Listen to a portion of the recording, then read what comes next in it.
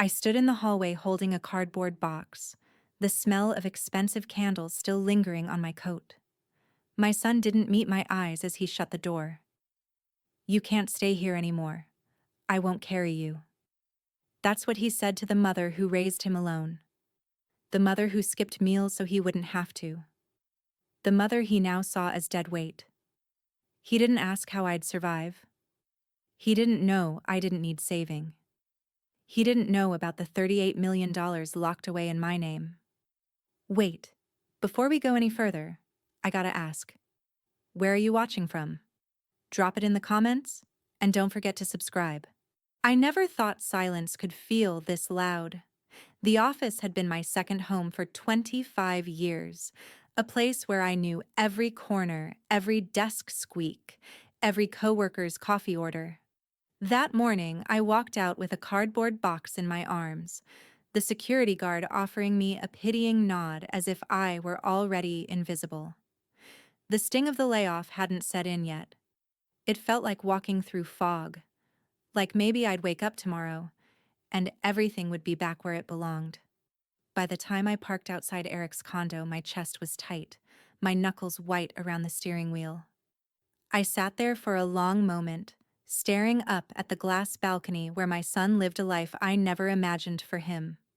He'd told me to use his guest room until I figured things out, but I could already feel his patience thinning in the way he texted me short, clipped words instead of calling. When I opened the door, the smell of expensive candles and takeout containers hit me. Eric was stretched across his leather sofa, one arm draped lazily over his girlfriend's shoulders. She had her phone angled high, snapping selfies with him in the background, the glow of some luxury real estate site on his tablet balanced against his knee. Their laughter died the moment I stepped inside. "Mom," Eric said, glancing at me without moving. "You're early." I set the box of office knickknacks quietly against the wall. My throat felt like sandpaper. "Eric," I started carefully. They let me go today. After all these years." His eyes flicked back to the screen, scrolling like the news of my entire world crumbling was no more than a dull inconvenience. Then he laughed, a short, sharp sound that cut straight through me. "Figures. Always playing it small, Mom. 25 years and not a promotion in sight. What did you expect?" The words landed heavier than I could admit. I turned to his girlfriend, hoping for some softness, but she smirked and crossed her arms. "Maybe it's time you stopped mooching. Eric's got enough on his plate without carrying someone else's baggage." I blinked at her, shocked. I wanted to remind her of every double shift I'd worked to keep Eric fed, every unpaid bill I'd juggled so he could go to school trips, every sacrifice I'd swallowed whole. But when I looked back at my son, I saw nothing of the boy I raised, just a man hardened by ambition and shame. "Mom," Eric said flatly, his voice colder than I'd ever heard it, "you can't stay here anymore. I've got my own life. I won't carry you." My heart plummeted. "Eric, I raised you alone. Everything I did was for you." He didn't flinch. "And now you're my problem. I can't afford dead weight dragging me down." It wasn't the layoff that broke me. It was that moment. My own son, looking at me like a stranger he couldn't get rid of fast enough. I waited for him to soften, to laugh and say he was joking. But he turned back to the tablet, scrolling past homes with infinity pools and marble kitchens, his girlfriend leaning closer like I'd already left the room. I went to the guest room quietly. The suitcase was already half packed. Maybe on some level I'd known this was coming. I slipped in my last few clothes, zipped it shut, and wheeled it out without another word. My feet moved on autopilot, but inside, everything was collapsing. When I reached the front door, I glanced back. Eric hadn't moved. The light from the screen lit his face like a ghost of the boy I used to kiss goodnight, the boy who once clung to me when storms rattled the windows. Now, he wouldn't even look up. The click of the door closing behind me sounded like a final verdict. Out on the sidewalk, the air was sharp with October chill, and I stood there with just one suitcase, suddenly jobless, homeless, and motherless, all at once. As I started walking, my hand brushed against the zipper pocket of my bag, where a worn folder rested. The folder no one in the world, not even Eric, knew existed. Inside lay deeds, statements, and numbers that could change everything. But in that moment, I couldn't bring myself to think of it. Because the fortune didn't matter. What mattered was that my son had just shut me out like I was nothing. And the worst part was, maybe I really was. The motel's neon sign flickered like a dying heartbeat, casting its sickly glow across the cracked asphalt parking lot. I dragged my suitcase up the uneven sidewalk, the wheels clattering against loose stones. The man at the front desk barely looked up from his television as he slid a tarnished key across the counter. No welcome, no smile, just the faint scent of cigarettes clinging to his shirt and the hollow thump of the TV game show echoing in the background. Room 14 smelled of mildew and something sour lodged deep in the carpet fibers. The curtains sagged from bent hooks, and the bedspread was patterned with faded flowers, their colors long since drained. I set my suitcase down and sat on the edge of the bed. Springs groaned beneath my weight, like even they were tired of holding anyone up. That's when the words replayed. Not the manager's empty speech about cutbacks or restructuring.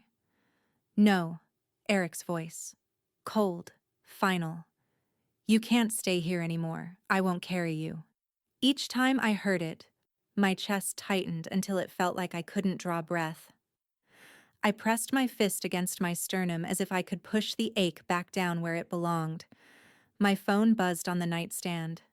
For a second, I prayed it was Eric, calling to undo everything, to say he didn't mean it. But the screen lit up with a neighbor's name instead. Did you see Eric's post? The message read. He says you're his burden. Everyone's talking.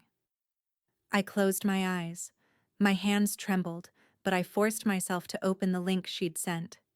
There he was, my son, standing in his glossy condo with his girlfriend perched on his arm. The caption read, "Can't move forward in life when you're dragging dead weight."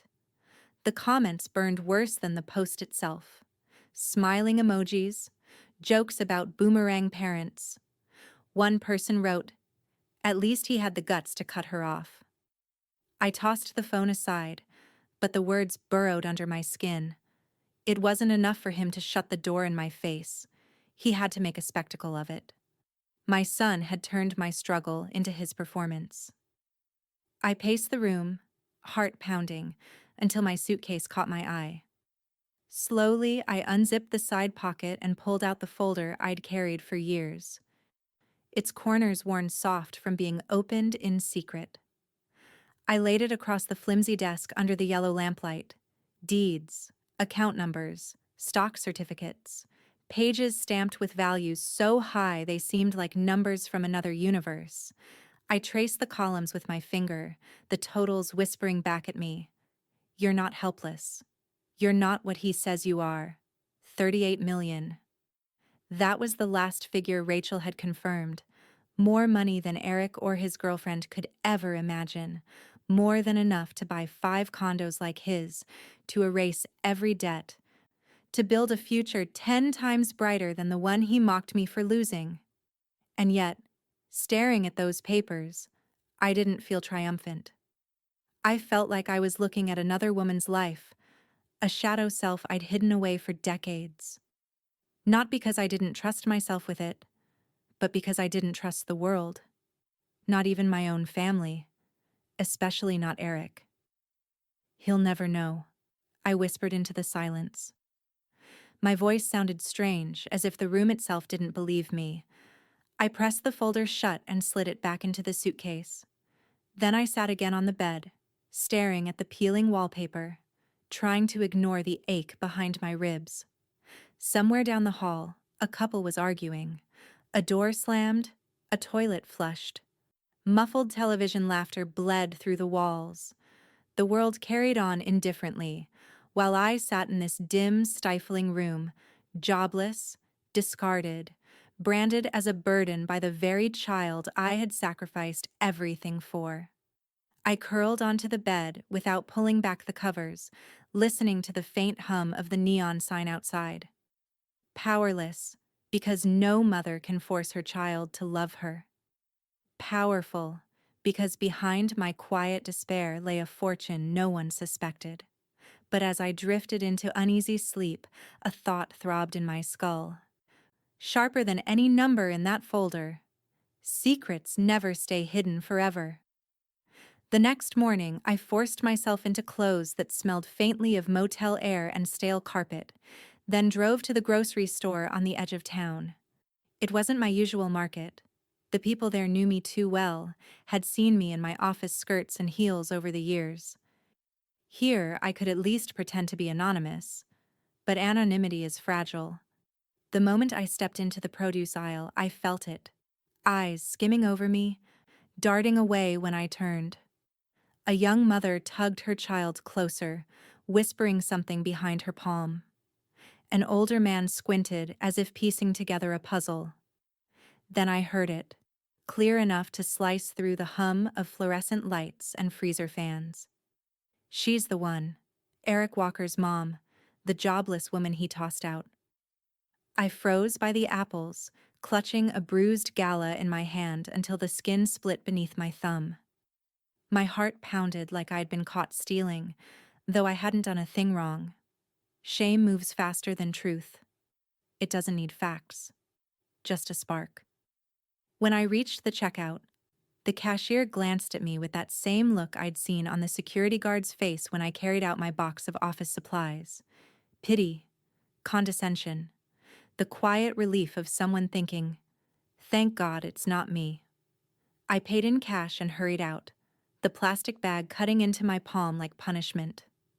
Back in the motel, I made a lunch of white bread and a can of tuna, eating at the small table with the curtains drawn. The silence pressed down like wet wool. Out of habit, I opened my phone, though I knew I shouldn't.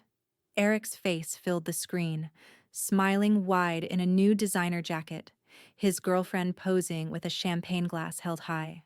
The caption read, "Celebrating new beginnings, nothing holding us back." And there, in the comments, she'd written, "Some people don't know when to stop leeching." Glad Eric finally cut the cord. The likes and laughing emojis piled up under her words, a tide of strangers approving my erasure. My name wasn't mentioned, but I didn't need it spelled out. They were laughing at me, at the caricature of a desperate woman dragging down her successful son. I set the phone face down, the screen light still pulsing against the table. I'd eaten better scraps in harder years. I remembered nights when Eric was a boy, when I'd scrape together boxed macaroni while telling him it was his favorite special dinner. Back then, he'd looked at me like I was enough. Now, the world looked at me like I was less than nothing. The phone rang. For a second, my stomach lurched. I thought it might be him, calling to apologize, to make amends. But Rachel's name lit the screen. Maggie. Her voice was low, professional, but edged with urgency. "I've been running the quarterly checks. The investments grew again. You're sitting at just over 38 million now." The words hung in the air, a number so obscene against the dim motel walls it almost mocked me. I pictured the folder in my suitcase, its weight heavier than stone. I swallowed hard. Not a word. "Rachel, let them believe I'm nothing. Let them laugh." She hesitated. I could almost hear her weighing the ethics, the risk. "Secrets this big don't stay quiet forever," she warned. "You need to be prepared. Exposure comes fast, and once it does—" I cut her off, sharper than I intended. "Please, just don't say anything." Silence stretched across the line before she murmured, "All right, Maggie, for now." When the call ended, I sat alone at the table, staring at the empty can of tuna.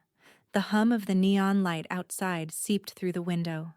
38 million. And here I was with crumbs on my lap, mocked by strangers, discarded by my only son. I pressed my palms flat against the table, trying to steady myself, but the motel walls felt thinner by the second, as if the whispers outside were closing in, voices multiplying, louder than I could bear. And deep down, under all my defiance, a terrible thought clawed at me. Maybe Rachel was right. Maybe the secret was already slipping through cracks I couldn't see. By the third day in that motel, the walls felt like they were leaning inward, pressing closer with every hour. I couldn't keep staring at the ceiling while strangers decided who I was. I needed to look my son in the eye again, to force him to see me as more than the caricature he'd built online. The drive back to his building was a blur. My hands clung to the steering wheel, knuckles pale against the leather. I rehearsed words I'd never been good at. Please, reasons, reminders of the years I carried him on my back when no one else would.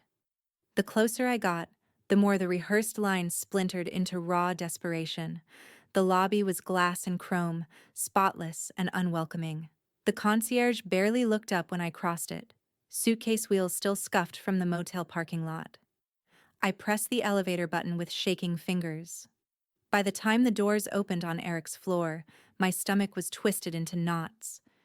His door looked the same as it always had, but it suddenly felt miles taller, wider, heavier. I knocked softly at first, then harder when there was no answer. My voice wavered. "Eric, it's me. Please. Just a minute. I just want to talk." The lock clicked. The door cracked an inch. My son's face appeared in the gap, half-shadowed, his jaw tight. "Why are you still here?" His words weren't a question, they were an accusation. I pressed my palm to the frame, my voice breaking. "Because I can't believe this is how you see me. I raised you alone, Eric. Every meal, every school form, every sleepless night. I gave you everything I had." From behind him she appeared. His girlfriend, her expression sharp with disdain. She leaned against the door like it belonged more to her than to him. "Some people don't know when they're not wanted," she said lightly, as though I were a stray dog scratching at their doorstep. Her words sank deep, but I kept my gaze fixed on my son. "Eric, listen to me. You can't erase me like this. I'm your mother. That doesn't disappear because I lost a job. Please." For a moment, I thought I saw something falter in his eyes. Something human. Something still tethered to the boy who used to cling to me in thunderstorms. But just as quickly, it hardened again. His hand pushed the door shut with finality. The slam reverberated down the hallway, a thunderclap that knocked the air out of me. My knees buckled and I stumbled backward, the cool marble floor hard against my palms as I caught myself. I sat there in the silence of that expensive hallway, my suitcase tipped on its side like a body no one claimed. I don't know how long I stayed like that. Time stretched thin, punctuated only by the muted thuds of footsteps passing, neighbors glancing away as if I were invisible, or worse, an embarrassment staining their pristine corridor. Finally, the sharp sound of polished shoes echoed closer. "Ma'am?" a voice said firmly. "Security." A man in a pressed uniform stood over me, his arms crossed. His face was professional, not unkind, but there was no question in his tone. "You'll need to leave. Now." I rose slowly, gripping the handle of my suitcase with numb fingers. My legs trembled as I walked back to the elevator, escorted like some intruder caught trespassing. I didn't look back at Eric's door. In the mirrored wall of the elevator, my reflection startled me. My face was pale, streaked with tears I hadn't realized were there. My hair clung limp around my cheeks. For the first time in years, I didn't recognize the woman staring back at me. By the time the doors opened to the lobby, my last thread of dignity had frayed. The concierge didn't meet my eyes as I passed, nor did anyone else. I walked out into the crisp evening air, the glass doors shutting behind me with a hiss like a final judgment. I stood on the sidewalk, suitcase at my side, the city buzzing around me.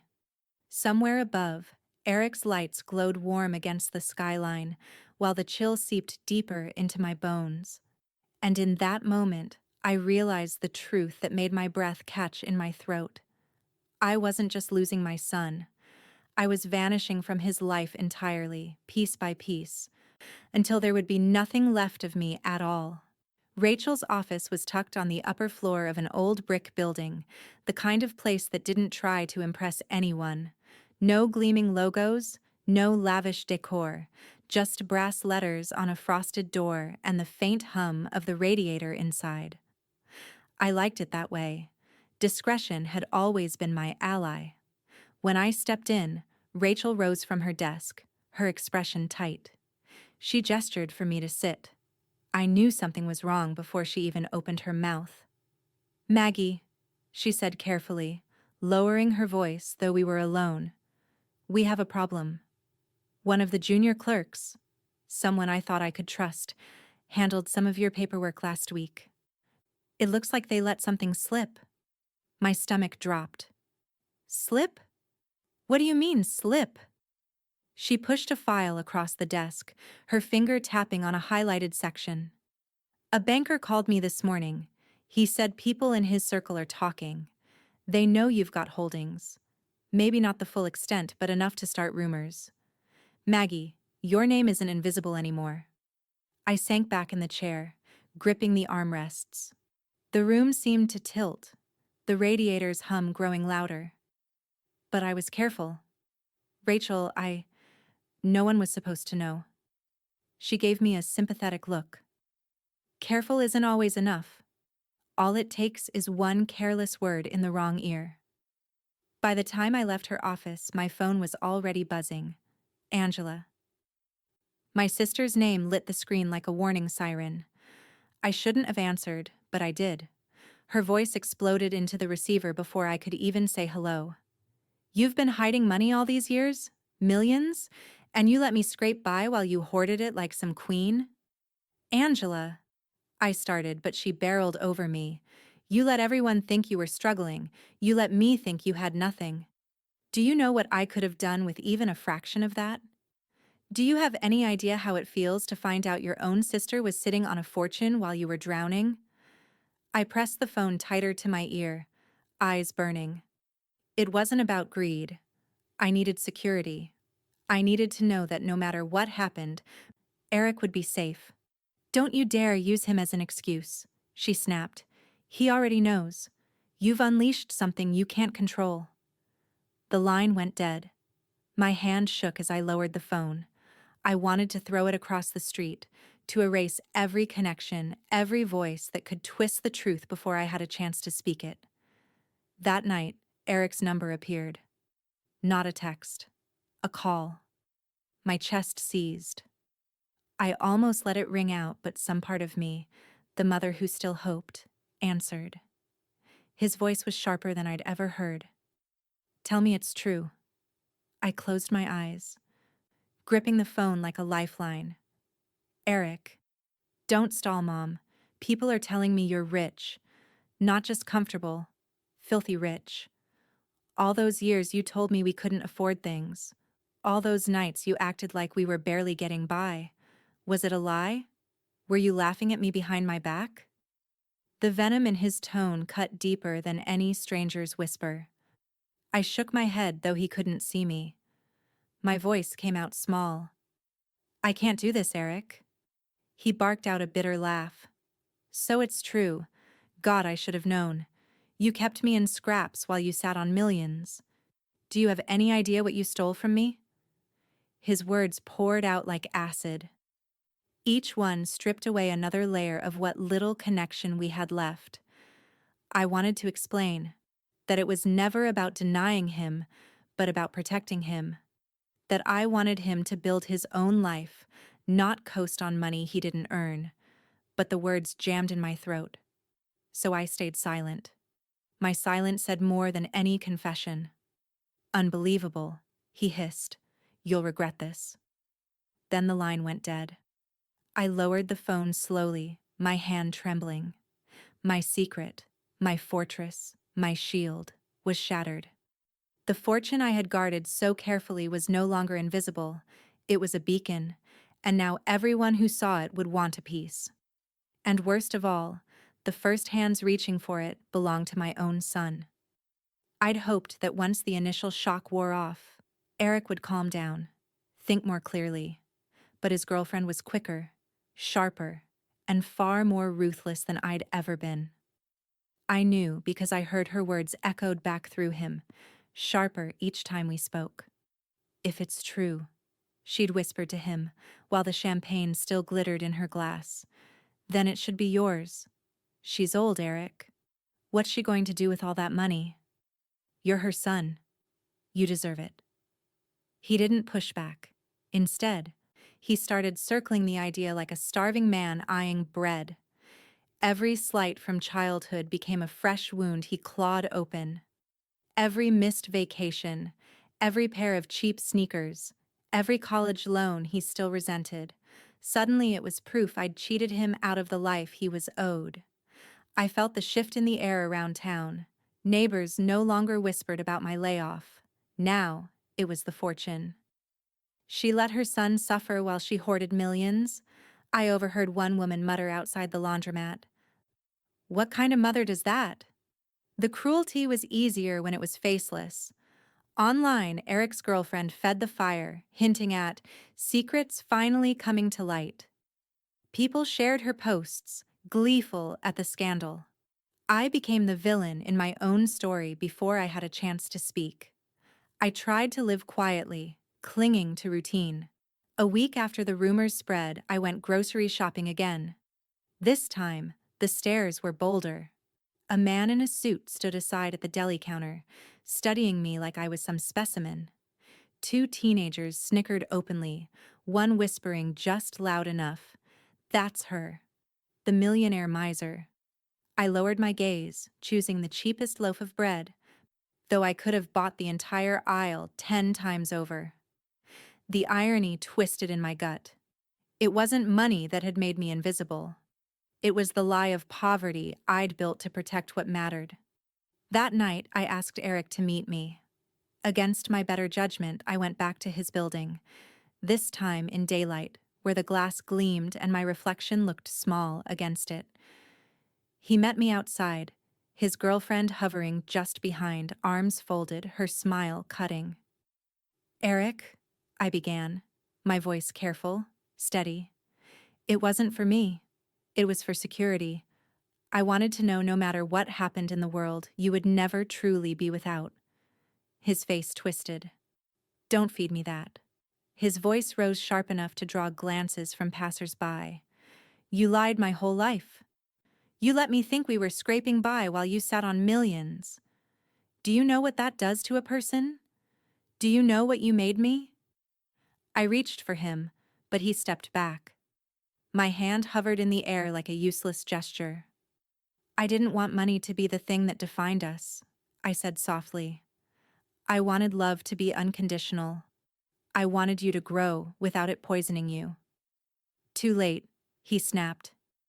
His girlfriend's hand landed on his arm, possessive, like she'd already claimed both him and the fortune. The words I carried, the explanations, the defenses, curdled in my throat. I realized nothing I said would matter. The poison had already spread too deep, and it wasn't just in him. It was in the eyes of everyone watching, in the murmurs that followed me down every aisle, in the headlines whispered but not yet printed. My legs trembled as I turned away. The city noise blurred around me, my breath shallow, my pulse pounding in my ears. I walked with every ounce of dignity I could scrape together, though each step felt like splintering glass beneath my feet. When I finally reached the corner, I let the tears fall. My son's voice still echoed behind me, louder than traffic, louder than my own heartbeat. "You lied my whole life." And I knew this wasn't the end of his anger.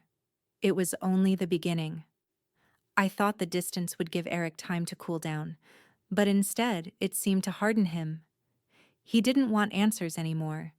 He wanted evidence, something solid he could wave in my face as proof that I'd betrayed him. The first sign came when I got a call from the storage facility where I'd kept boxes of old records. The manager's voice was clipped. "Your son was here today, Mrs. Walker. Said he had your permission. We let him in." My heart lurched. I hadn't set foot in that unit for years. Inside were remnants of a different life. Old tax returns, bank receipts, property maintenance slips. Nothing that revealed the whole truth, but enough breadcrumbs for someone already poisoned to convince themselves of a narrative. By the time I drove across town and opened the unit, it was clear he'd torn through it like a storm. Boxes toppled, papers scattered, lids ripped open. He was looking for something. Anything that could justify the anger simmering inside him. Later that night, Angela called. Her tone wasn't fiery like before, but brittle, sharp-edged. "He came to me," she said. "Eric, asking questions, pressing me. What I knew, what you hid." My throat tightened. "And what did you tell him?" Her laugh was hollow. "What could I say? I told him the truth, that you always kept something for yourself. You had secrets, Maggie. Don't act like you didn't." The words stung more than I wanted to admit. Coming from Angela, they weren't new, but this time they carried weight. Ammunition for Eric to load. I sat there in the dark motel room, Angela's words echoing in my head. She always kept something for herself. In his mind, that would be all the confirmation he needed. 2 days later, he found me. I'd stopped at a diner on the edge of town, the kind with sticky menus and coffee that tasted more like burnt toast than beans. I was hunched in a booth, nursing a cup, when his shadow fell across the table. "Mom." His voice was low, dangerous. He slid into the booth opposite me, his jaw set. "Enough games. Where is it?" My stomach turned. "Where's what?" He leaned forward, eyes blazing. "The accounts. The deeds. Don't play dumb. I've seen the papers." Angela told me enough. "You've been sitting on millions while I scraped. You owe me." I forced my hands to stay steady on the cup. "Eric, it's not about owing. It was never about greed. It's about survival. Security. I needed to know that when the ground fell out from under us, there would still be something left." His lip curled. "Don't feed me that. You kept me in the dark while you sat on a fortune. You made me live small, think small, while you planned your little empire." I shook my head, tears pricking hot at the corners of my eyes. It wasn't an empire. It was protection. I never wanted you, or anyone, to use it as a crutch. I wanted you to stand on your own 2 feet. His fist slammed against the table, rattling the salt shaker. A few diners turned to look. "I don't need your lessons. I need what's mine. And if you won't give it..." His voice dropped, low and sharp. "Then I'll find it myself." I stared at him. My son. A man I barely recognized. His eyes were cold, harder than I'd ever seen, filled not with love, but with hunger. It wasn't just money he wanted. It was vindication, proof that I'd wronged him. I reached across the table, my fingers trembling, but he jerked back before I could touch him. He stood, tossing a few crumpled bills on the counter for his coffee, and left without looking back. I sat frozen in the booth, the dregs of my coffee swirling in the cup. My heart hammered against my ribs, but beneath the fear something colder settled in, a truth I couldn't escape. Eric wasn't searching for answers anymore. He was hunting. And the next time he came, I feared he wouldn't stop at words. I couldn't stay in the motel forever. The walls were too thin, the whispers too loud, and every night I slept with one eye open. I found a small apartment on the poorer side of Cleveland, a 3rd-floor walk-up with peeling paint and pipes that rattled like bones in the walls. It wasn't much, but it was mine. At least, I told myself that as I slid the deadbolt shut for the first time. But Eric found me. He always did. The first night, It was quiet. The second, I woke to pounding on the door so violent it shook the frame. His voice slashed through the hallway. "Mom, open up. Just sign the papers. Make it easy." I sat frozen at the kitchen table, my breath shallow, watching the shadows move under the door. He shoved something against it.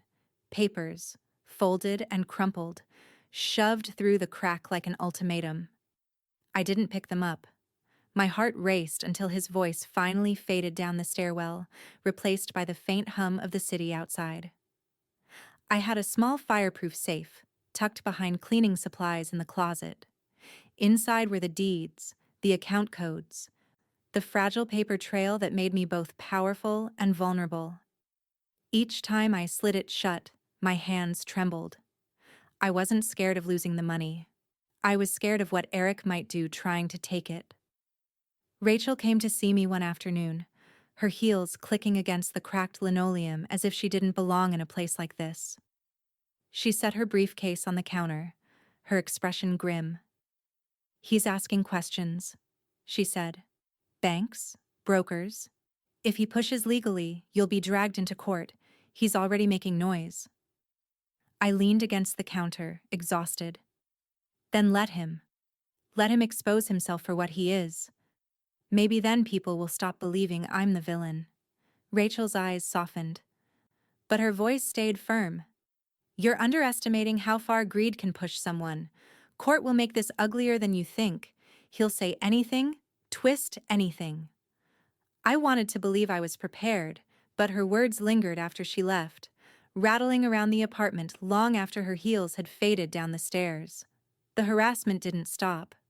Sometimes Eric came at night, fists slamming against the door until neighbors complained. Other times it was silence followed by the slip of papers under my door. Petitions, handwritten demands, ultimatums. I never opened them. I couldn't bring myself to see what he thought he could coerce me into signing.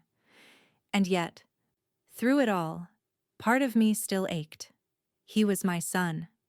I knew the man he was becoming was poisoned, but I also knew the boy he used to be, the boy who once asked if we could split a popsicle because 2 halves meant we had more.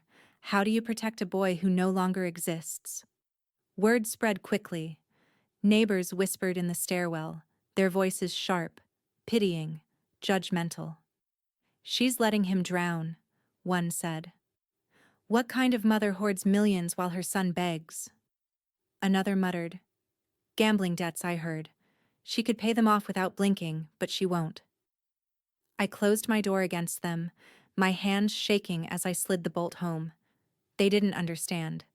Money wasn't salvation. It was quicksand. And Eric was already sinking. I started to hear whispers of his spending, reckless and frantic. Poker nights gone wrong, loans from the wrong people, luxury dinners on credit cards that screamed red. Each rumor carved deeper into me. He was unraveling, and all I could do was stand on the sidelines, torn between pulling him back or letting him learn the hard truth. The pounding came again one night, louder than ever, until the frame rattled and dust sifted down from the ceiling. His voice was ragged, furious. "You think you can keep this from me? I'll get it, Mom. One way or another, I'll get it." I stood in the dark, my back pressed to the wall, clutching the safe's key in my hand so tightly it cut into my palm. For the first time, I realized this wasn't just harassment. It was a warning. And the next knock might not stop at the door. The pounding on my apartment door stopped for a few days. I thought maybe he'd exhausted himself, or maybe the silence meant he'd finally begun to see reason. I should have known better. The betrayal didn't come with fists this time. It came in a manila envelope, slid under my door like any of his previous threats. Only this one wasn't scribbled demands or ultimatums. It was typed, embossed, official. Petition for guardianship of estate. My hands shook as I turned the pages, each word cutting deeper. Eric wasn't just after my money anymore. He was petitioning the court to declare me incompetent. My own son wanted legal authority over me, while I was still breathing, still working, still perfectly aware of every choice I'd ever made. I sat at the kitchen table, staring at the documents until the words blurred. He hadn't just knocked at the door. He was trying to erase me. When Rachel arrived, I handed her the stack without a word. She skimmed it quickly, her jaw tightening. "He's claiming you're unstable, that you can't manage your affairs." The words lodged like glass in my throat. "Unstable," I repeated. She looked up, her voice low but urgent. "He's trying to paint you as senile. If the court sides with him, he'll have full control over everything. Maggie, this isn't harassment anymore. It's war. War. Against my own child." The courtroom smelled of wood polish and old paper, the air heavy with whispers and judgment. Eric sat across from me in a tailored suit I knew he hadn't paid for, his girlfriend perched at his side like a smug shadow. He wouldn't meet my eyes until the judge entered. Then his mask slid on, polished and perfect. His voice was smooth as he told the story he'd prepared, how his mother was reckless, how she'd lost her job after erratic behavior, how she hid money she didn't understand, hoarding fortunes while living in motels. "She's confused," he said, his tone dripping with feigned concern. "She's vulnerable. I'm only trying to protect her, and what little she has left, from herself." I sat there, silent, my nails biting crescents into my palms. Every word he spoke was a dagger, not because strangers believed him, but because he knew exactly how to twist the truth until it bled. Rachel leaned close, whispering so only I could hear. "He's not just after your money. He's trying to erase you. If he succeeds, you'll have no voice, no say in your own life." Her words steadied me, but they also hollowed me out. My son hadn't just rejected me, he was willing to bury me alive in a legal coffin if it meant prying open my accounts.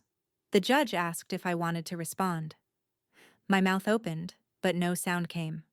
For a moment I couldn't speak, not because I didn't have words, but because grief pressed so hard against my chest it felt like the air itself was too heavy to breathe. I glanced at Eric. His eyes, once blue with boyhood mischief, now gleamed with calculation. He wasn't nervous. He was confident. He believed the court would take his side, that everyone would see me as a fragile old woman clinging to power she didn't deserve. And maybe that was the moment something inside me shifted. Grief had been my anchor for weeks, pulling me deeper every time Eric struck. But now, in that courtroom, it calcified into something harder. Cold, sharp, steel. I sat taller in my chair, wiping my palms against my skirt. I didn't interrupt. I didn't cry. I let him speak, let him twist, let him smear. Because when it was my turn, I would be ready. The gavel struck, the session adjourned for the day. Eric rose with his lawyer, his girlfriend's hand sliding into his arm like they'd already won. Rachel leaned close again. "Tomorrow, we fight back. But tonight, don't let his lies convince you of anything you know isn't true." I nodded, though my eyes stayed fixed on Eric's retreating figure. My son had crossed a line that could never be uncrossed.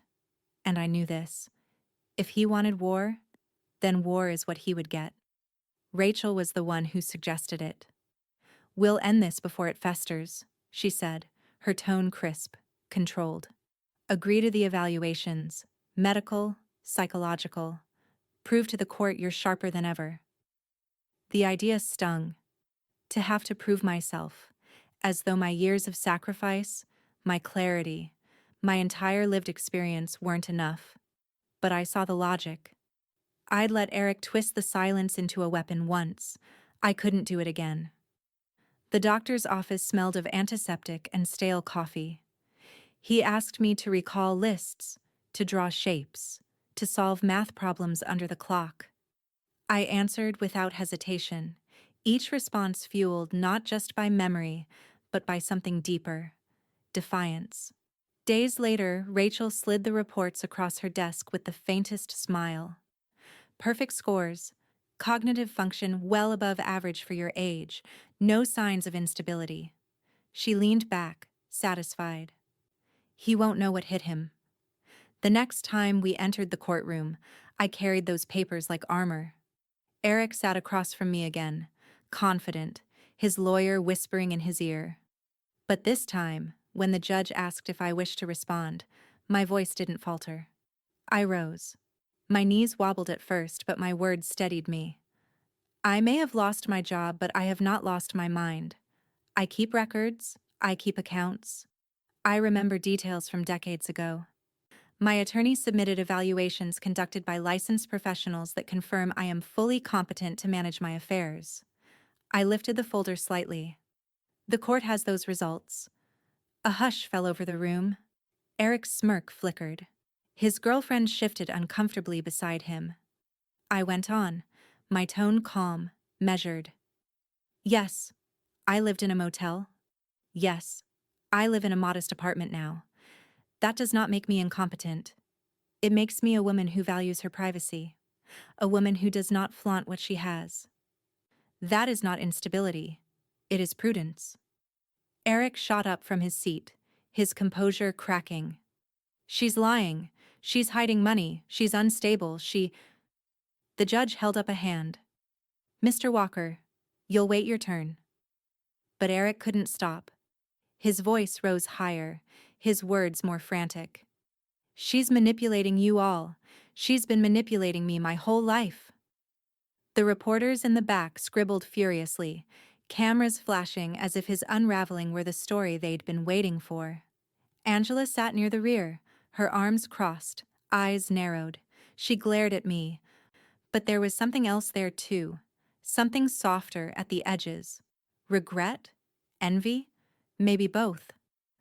I turned back to the bench. This is not about my mental state, I said evenly. This is about control. My son believes he is owed something he never earned.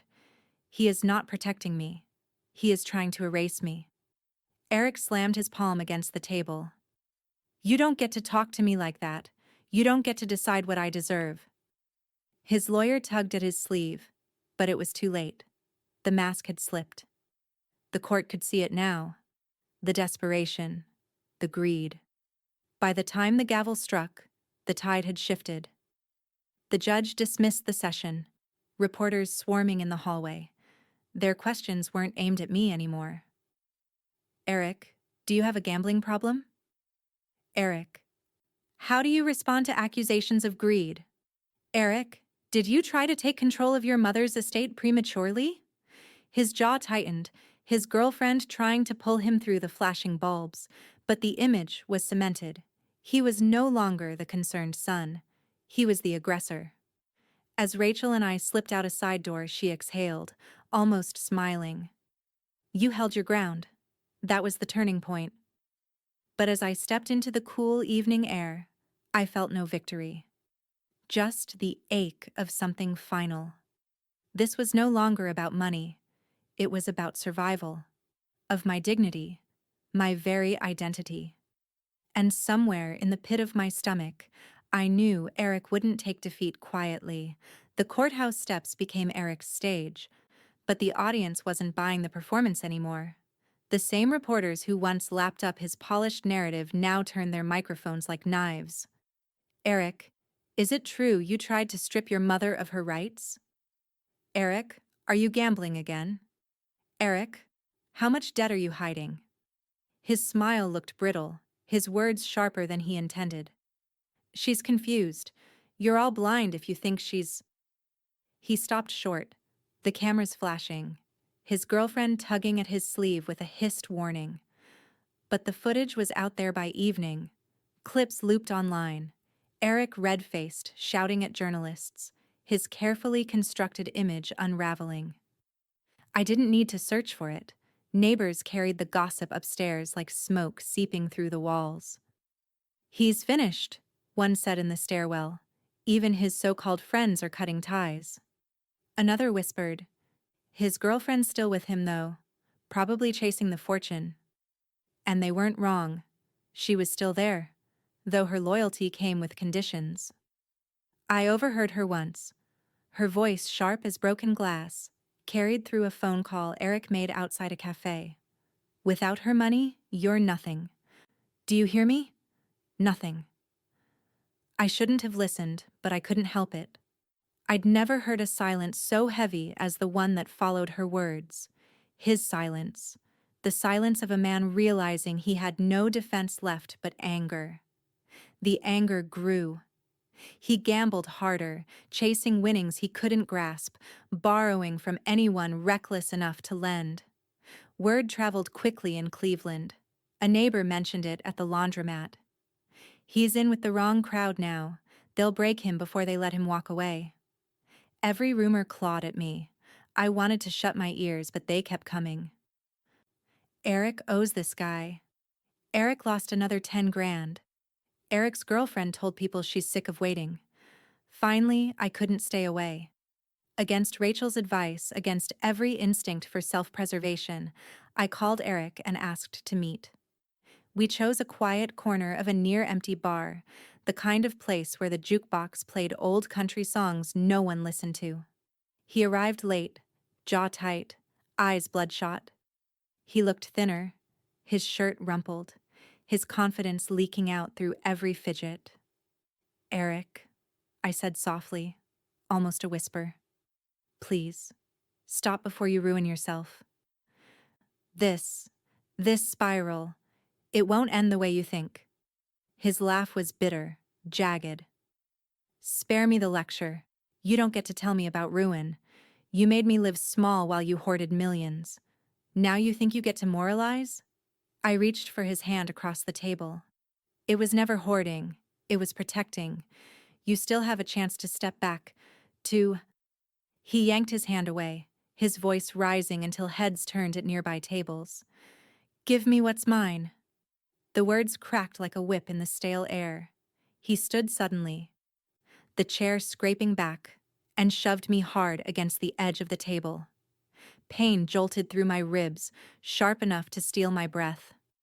For a second, all I could do was stare at him, my son, looming over me with fists clenched, a stranger in familiar skin. The bartender shouted something, but Eric was already storming toward the door, his girlfriend trailing after him like smoke.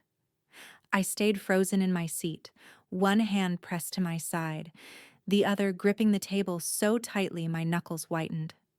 My chest burned with hurt, not from the shove, but from the certainty that the boy I'd raised, the boy who once whispered, "I love you, Mom," into the dark, was gone. When I finally pushed myself upright, my voice was hoarse but steady. "You're not the boy I raised." The words weren't for him. They were for me. Because I knew now, there was no pulling him back. And the next time we crossed paths, it might be the moment that destroyed us both. 2 nights after the bar, there was a knock at my apartment door. Not the violent pounding I'd grown used to, but a soft, uneven tap. For a moment, I thought it was Eric again, disguising rage in politeness. I hesitated, my hand hovering over the lock. Then I heard her voice. "Maggie, it's me. Open up." Angela. I hadn't seen my sister in months. She stood in the hallway, wrapped in a coat too thin for the cold, her eyes darting like she'd been followed. The bitterness that usually hardened her features seemed dulled, worn down by something heavier. "Can I come in?" she asked, already pushing past me into the apartment. She glanced around the modest room, the peeling paint, the old sofa. A strange flicker crossed her face. Pity, maybe, or guilt. She turned to me, arms crossed. "You need to help him." I stiffened. "Eric?" Her voice cracked. "He came to me last night, begged for cash. Said he's drowning." Maggie, I couldn't even cover my own rent. I had to tell him no. I sank into the chair by the table, my chest tight. "He shoved me, Angela, in public. Do you know that? He's not the boy we knew anymore." She flinched but pressed on. "Maybe not. But he's still your son.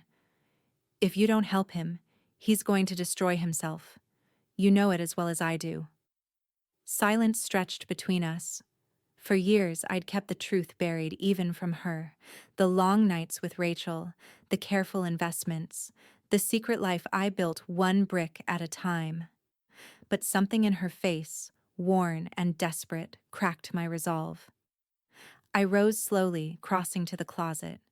I pulled out the small fireproof safe, setting it on the table. The key trembled in my hand as I turned it. When the lid opened, the papers inside seemed to glow under the dim light. Deeds, account summaries, statements with numbers that didn't belong in this shabby apartment. Angela's mouth fell open. "Oh my God." She reached out, almost afraid to touch. Her eyes skimmed the figures, the properties, the account balances. Her breath hitched. All these years you let him think you were poor?" Tears blurred my vision. I wanted love to be unconditional. I wanted him to know me, not what I could give him. Money poisons people, Angela. I thought if I kept it hidden, he'd grow into the man I believed he could be. Her head snapped up, eyes flashing. And look what happened. You starved him of the truth, and now it's eating him alive. Maggie, you think you were protecting him, but you made him feel cheated. He'll never forgive you for that. Her words struck like blows, because somewhere deep down I knew she was right. Angela reached across the table, her voice sharp but pleading. "Leave him something, a house, a trust fund, anything, before he burns himself to the ground trying to take it all. You've got more than you could ever spend. At least give him enough to stop the bleeding." I pressed my palms over my face, sobs rising from a place so raw it startled me. My body shook, the safe still open beside me, numbers whispering of power and ruin in equal measure. Through the blur of tears, I choked out, "If I give him a piece, I lose him to greed. If I give him nothing, I lose him to hate. Tell me, Angela, how do I win?" She didn't answer. She just sat there, watching me crumble, her silence heavier than any judgment. I lowered my hand slowly, tears streaking down my cheeks, and met her eyes. For the first time, I saw not only bitterness in her face, but fear. Fear that the family we once were was already gone, replaced by something colder, irreversible. And in that silence, a thought clawed its way up from the pit of my stomach. Maybe this wasn't just about saving Eric anymore. Maybe it was about saving myself. The evening was cold enough to sting my skin as I stepped out of the apartment and pulled my coat tighter. Rachel had insisted we meet to go over contingency plans, and for once, I welcomed the distraction. I left the safe tucked in the closet, locked tight, the papers stacked neatly inside. I didn't know it then, but Eric had been watching. Hours later, when I returned, the stairwell felt wrong. Too quiet. My neighbor's usual television chatter was gone, the hallway lights flickered like nervous eyes. My key scraped against the lock, but the door pushed open with barely a turn. My heart dropped. I hadn't left it unlocked. Inside, drawers hung open like wounds, clothes spilled across the floor, the lamp by the sofa tipped over. The closet door gaped wide, and there he was, my son, kneeling in front of the safe, sweat glistening on his forehead as he pried it open with a screwdriver. The sound of metal giving way split the air. The door of the safe swung loose, and Eric's hands dove inside, yanking out deeds, account papers, folders so worn from my touch they were nearly soft. His chest heaved as he clutched them against him like treasure. "I deserve this," he shouted when he saw me in the doorway. His voice was ragged, half triumph, half fury. "All of it. You lied. You starved me of it. You made me beg while you had everything. This is mine." My body locked in place, every instinct screaming to snatch the papers back, to wrestle them from his hands. But all I could do was stare at him, my child, clutching pieces of my life like stolen oxygen. Eric! My voice cracked, barely audible. Put them back, please. Don't do this. He shook his head, his eyes wild. You never trusted me. You thought I wasn't enough. But I'll show you. I'll take what's mine. With or without you. Before I could move, shouts rose from the hallway. A neighbor had heard the crash of the safe. The pounding on the door this time wasn't his. It was fists demanding order. Police! Open up! Chaos ignited. Eric's eyes darted toward the door, toward me, toward the papers. He tried to stuff them into his jacket, but the officers were already inside, drawn by the frantic calls. Sir, drop the documents, now! Eric backed away, clutching the papers tighter. She's crazy! These are mine! She's hiding them from me! His voice cracked, desperation spilling into every syllable. Rachel's heels clicked against the tile as she arrived behind the officers, breathless but composed. She swept forward, her hand outstretched. Those documents are legally hers. I'm her counsel. Officer, seize them before he destroys evidence. 2 policemen lunged. Eric thrashed, shouting curses, his grip slipping as the papers scattered across the floor like leaves in a storm. Deeds, account codes, signatures, all exposed under the harsh hallway light.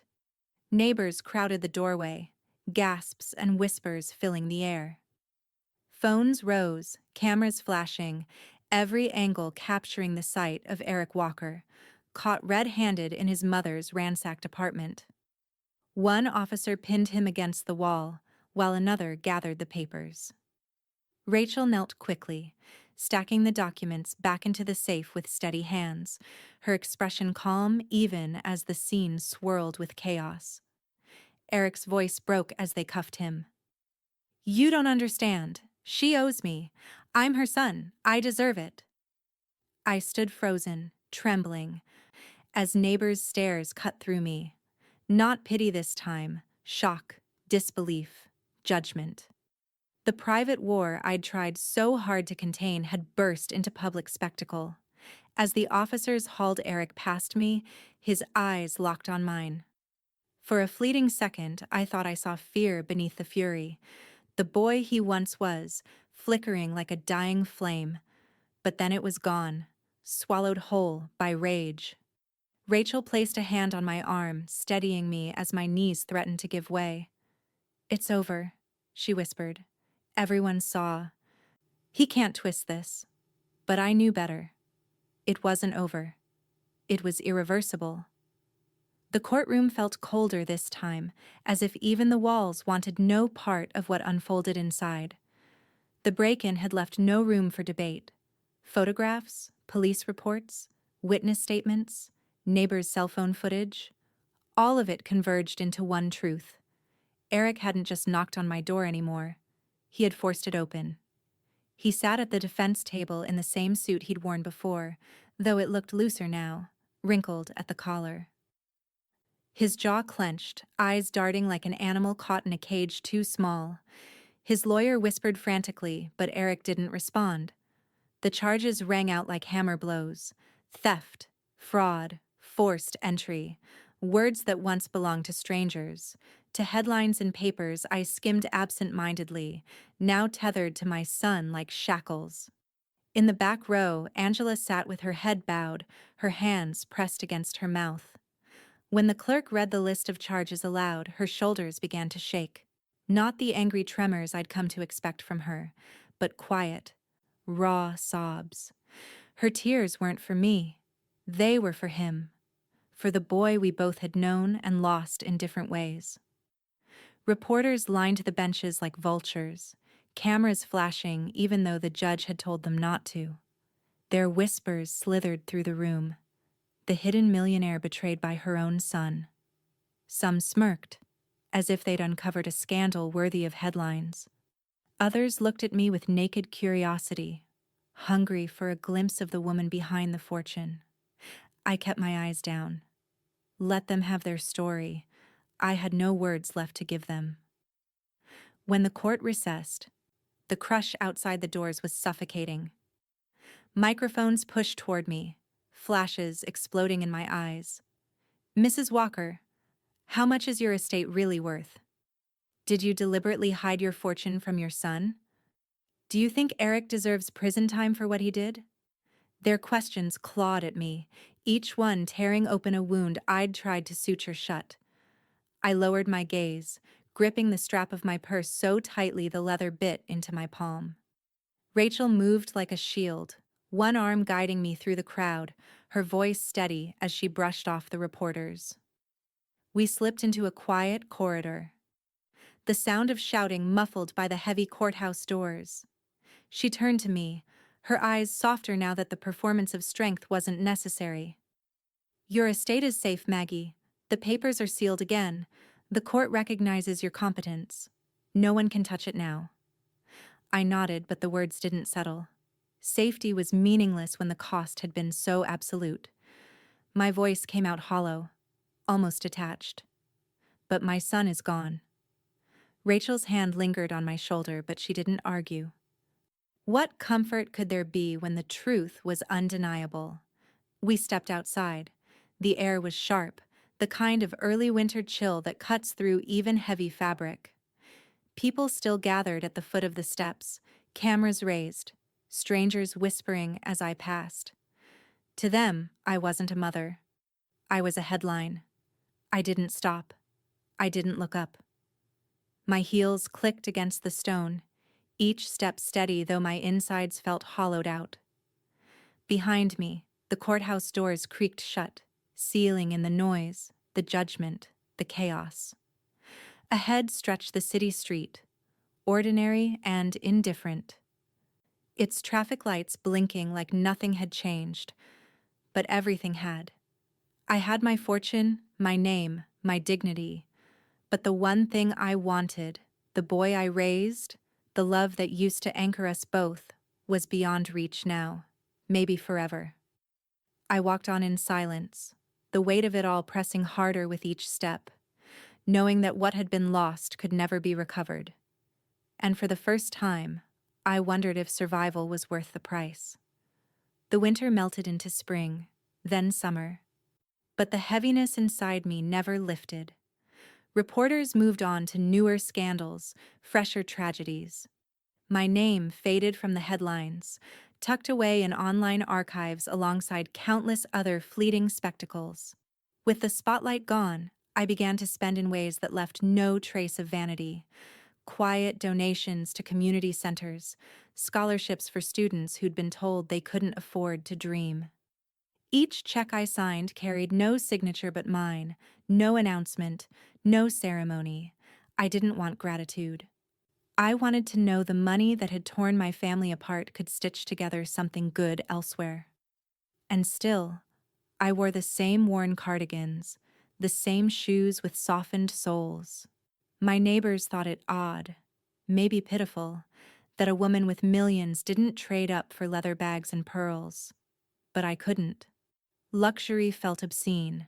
The fortune that should have lifted me only reminded me of the son who saw it as a weapon. Months passed before I found the courage to see him. The prison was gray, unforgiving, a fortress of iron and stone that hummed with resignation. I walked through its corridors like a shadow, my palms damp despite the chill. When I reached the visiting area, the guard gestured me forward. Eric sat at a metal table, his orange jumpsuit stark against his pale skin. His shoulders hunched, eyes fixed somewhere just past me. Not once did he look up. "Eric," I whispered, sliding into the chair across from him. Silence. I told him I was still his mother. I told him I loved him. I told him that no matter what had happened, no matter how much had been broken, a part of me would always believe in the boy who once slipped his tiny hand into mine. But he stared through me as though I were glass. The minutes bled into each other, my words falling into a void. When the guard finally signaled time was up, I rose slowly. My chair scraped across the concrete, loud in the hollow space. I wanted him to stop me, to say something. anything. But he didn't. I walked out with my throat burning, tears pressing but never spilling. Angela was waiting for me in the parking lot, leaning against her car, her expression softer than I'd seen in years. She didn't ask what he said. She already knew. "Thank you for trying," she murmured, touching my arm. "Not many would have." Her words lodged in me like a splinter. They weren't comfort, not really, but they were acknowledgement. And in this fractured family, maybe that was the most I could hope for. That night, back in my apartment, I opened the safe again. The papers lay where Rachel had placed them. Deeds, accounts, statements. 38 million and more still growing. Power on paper, meaningless in my hands. I stared until the numbers blurred, until they looked like nothing more than ink scratches on a page. The silence of the apartment pressed in, heavy and absolute. For all the zeros in those accounts, for all the property tucked under my name, I had never felt poorer. I closed the folder slowly, my fingers lingering on its edge. The truth was cruel in its simplicity. I had everything, and yet I had nothing.